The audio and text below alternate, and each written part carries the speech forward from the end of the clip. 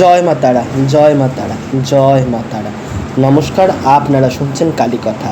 এখানে শুধুমাত্র গল্প নয়, গল্পের মাধ্যমে শিক্ষাও দেওয়া হয়। প্রতি বৃহস্পতি এবং শনিবার শুনতে ভুলবেন না কালীকথা। আজকের কালীকথায় আপনারা যে ঘটনা শুনতে চলেছেন, সেই ঘটনাটি শুনবার আগে আপনারা প্লিজ আমার ইউটিউব চ্যানেলটি সাবস্ক্রাইব করুন, বেল আইকনটি ক্লিক করুন এবং আমার ইউটিউব চ্যানেলটিতে কমেন্ট, লাইক, শেয়ার করতে ভুলবেন না। তো আজকে আমি যে ঘটনা আপনাদের কাছে শেয়ার করতে চলেছি, সেই ঘটনাটা হলো এক ডাক্তারের। এবার সেই ডাক্তার বলতে সেই রামকৃষ্ণ ঠাকুরের কিন্তু সেই জন্মকার ডাক্তারের আমি কথা বলছি না।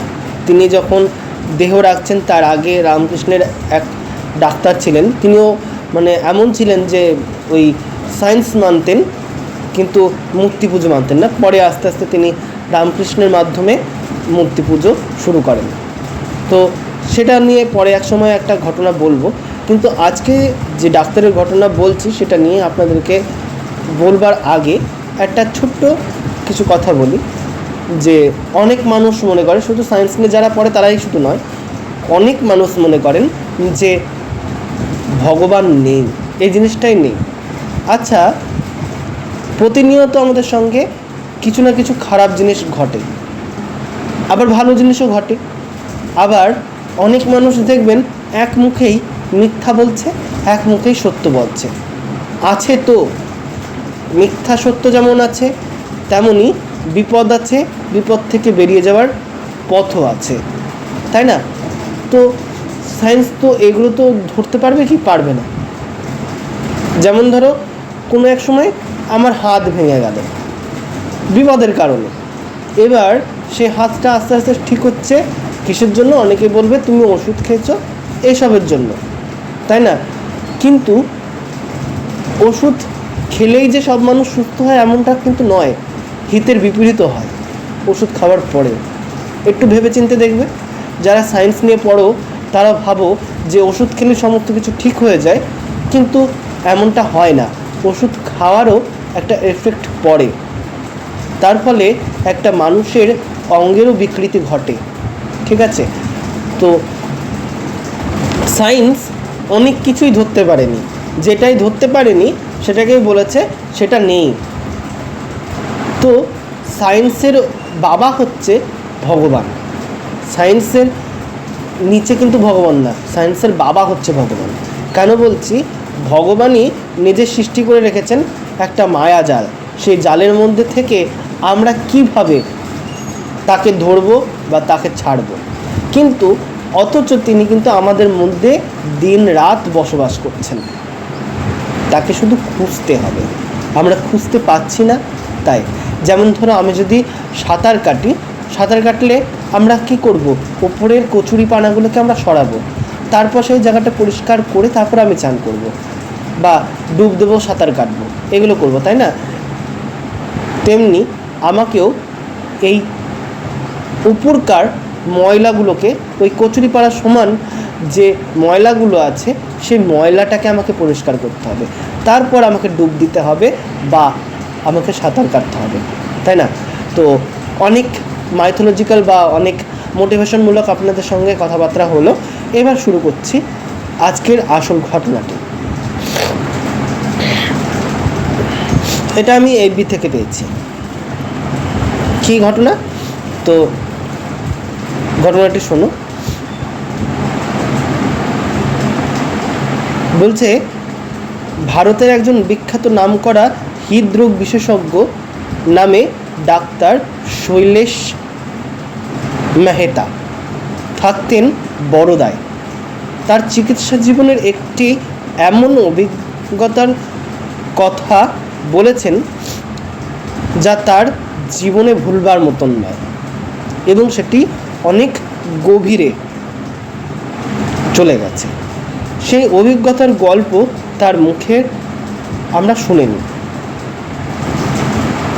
তো এই যে মুখে শোনার যে ঘটনাটা এখানে একজনা তুলে ধরেছেন, তিনি বলছেন, সেই ডাক্তারবাবু বলছেন, জীবনে আমি বহু রুগী বা পেশেন্টের হার্ট অপারেশন করেছি, সফলও পেয়েছি। তবে একটি ছোট্ট মেয়ের ওপেন হার্ট সার্জারি করতে গিয়ে আমারও যে অভিজ্ঞতা হয়েছে তা সারা জীবনের জন্য আমার দৃষ্টিভঙ্গিকে পুরো বদলে দিয়েছে। এক পিতামাতা তাদের 6 বছরের অসুস্থ মেয়েকে নিয়ে আমার কাছে এলেন। জন্মের পর থেকে সে হার্টের যন্ত্রণায় ভুগছিল। তারা বহু ডাক্তারকে দেখিয়েছেন। সবাই যখন আশা ছেড়ে দিলেন তখন মেয়েকে নিয়ে আমার কাছে এলেন। আমি পরীক্ষা নিরীক্ষা করে বুঝলুম এই মেয়ের আয়ু আর বেশি দিন নেই, কয়েক মাস মাত্র। আমি খোলাখুলিভাবে তাদের সাথে কথা বললাম, জানালাম মেয়েটির ওপেন হার্ট সার্জারি করলে বেঁচে থাকার সম্ভাবনা মাত্র কিন্তু 30%। তবে এখনও হতে পারে যে সে হয়তো অপারেশনের টেবিলেই মারা যেতে পারে, আর অপারেশন না করলে সে হয়তো মাত্র 3 মাস বাঁচবে। যে কোনো অবস্থায় তাদের মেয়েটিকে তারা হারাতে চাইলেন না।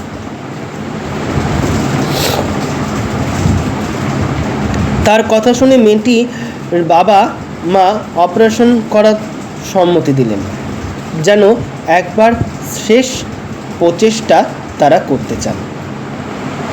নির্ধারিত দিন অপারেশন টেবিলের সামনে এসে তিনি মেয়েটিকে জিজ্ঞেস করলেন, কেমন আছো মামুনি, ভয় পাচ্ছ না তো? মেয়েটি উত্তর দিলেন, না, ভয় পাচ্ছি না, তবে আমার একটা প্রশ্ন আছে। বলো মা, তোমার কী প্রশ্ন? ডাক্তার আঙ্কেল, তুমি কি আমার ওপেন হার্ট সার্জারি করবে? ডাক্তার আঙ্কেল বলছেন, হ্যাঁ, কিন্তু তুমি ব্যথা পাবে না। আমি ইঞ্জেকশন দিয়ে তোমাকে ঘুম পাড়িয়ে দেব। ব্যথার কথা উঠছে না ডাক্তারবাবু, অন্য কথা উঠছে। আমার মামনি বলছে যে আমার বুকের ভেতর বাঁ দিকে নাকি ভগবান ঠাকুর শ্রী শ্রী রামকৃষ্ণদেব থাকেন। তুমি যখন আমার হাতটা খুলবে তখন দেখো তো তিনি সত্যি আছেন কি না। যদি থাকেন তবে আমার জ্ঞান ফিরে এলে আমাকে বলো তিনি ঠিক কেমন দেখতে। আচ্ছা, বলবো। এখন তুমি চোখ বন্ধ করো। অপারেশন শুরু হলো। হার্টের আর্টারিগুলোতে অনেকগুলো ব্লক থাকায় হার্টে কিছুতেই রক্ত সঞ্চালন করছিল না। প্রায় মেয়েটি আর বাঁচাতে পারলাম না। নার্স এবং অন্যান্য জুনিয়র ডাক্তারদের বললাম অক্সিজেন এবং ইত্যাদি খুলে দাও। আমি টেবিলের পাশ থেকে সরে এলাম।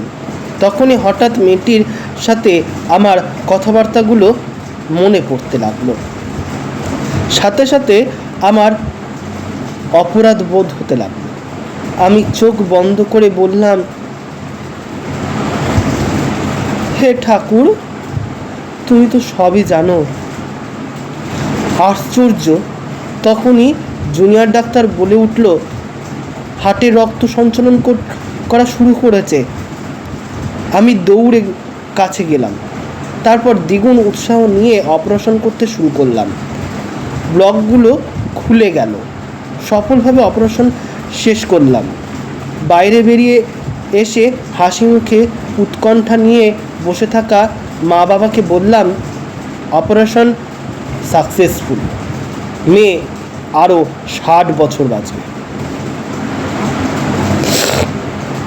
মেয়েটির জ্ঞান ফিরে এলে আমি তার কাছে গেলাম। সে সপ্রশ্নে দৃষ্টি নিয়ে আমার দিকে তাকিয়ে রইল। যেন জানতে চাইল শ্রী শ্রী রামকৃষ্ণ ঠাকুর কেমন দেখতে, তাকে দেখতে পেরেছেন কিনা। আমি বুঝতে পারছিলাম না যে তাকে কি বলবো। বললাম, ঠাকুর আছেন, তবে তাকে তো দেখতে পাইনি। তোমার অপারেশনের সময় তাকে ভীষণভাবে অনুভব করেছি। তুমিও তাকে দেখবার মতন করেই নাও, অনুভবে পাওয়ার চেষ্টা করো, তিনি তোমার মঙ্গল করবেন। ডাক্তার মেহতা যখন ঘটনাটি ঘটছিল তার দু চোখ বেয়ে জল ধারা পড়ছিল। আমারও তাই, এটা পড়বার সময় চোখে সত্যি জল চলে এলো। তিনি তার দীর্ঘ 40 বছর কর্মজীবনে বহু ওপেন হার্ট সার্জারি করেছেন, কিন্তু এই ছোট্ট ঘটনা থেকে সে শিক্ষা তিনি পেয়েছেন, অর্থাৎ তার উপর বিশ্বাস রাখলেন সফলতা আছে। তাও একটি ছোট্ট মেয়ের কাছ থেকে সেটি তার কাছে সারা জীবনের সঞ্চয় হয়ে রইল। এই ঘটনার পর ডক্টর মেহতা তার অপারেশন থিয়েটারে একটা নিজের বিশ্বাস অনুযায়ী ভগবান ঠাকুর শ্রী শ্রী রামকৃষ্ণদেবের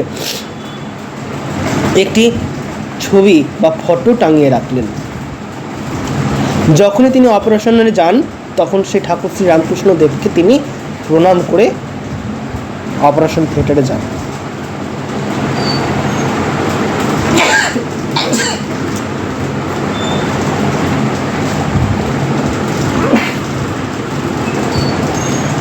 আজকের ঘটনাটি কেমন লাগলো, তা আমার শরীরটা খুবই খারাপ, ঠান্ডা লেগেছে, সেই অবস্থায় আপনাদেরকে গল্প পড়ে শোনাচ্ছি। তো আজকের ঘটনা কেমন লাগলো তা জানাতে ভুলবেন না। জানাতে হলে আপনারা প্লিজ আমার ইউটিউব চ্যানেলটি সাবস্ক্রাইব করুন, বেল আইকনটি ক্লিক করুন এবং লাইক কমেন্ট শেয়ার করতে ভুলবেন না। নমস্কার, আজকে এতটুকুই।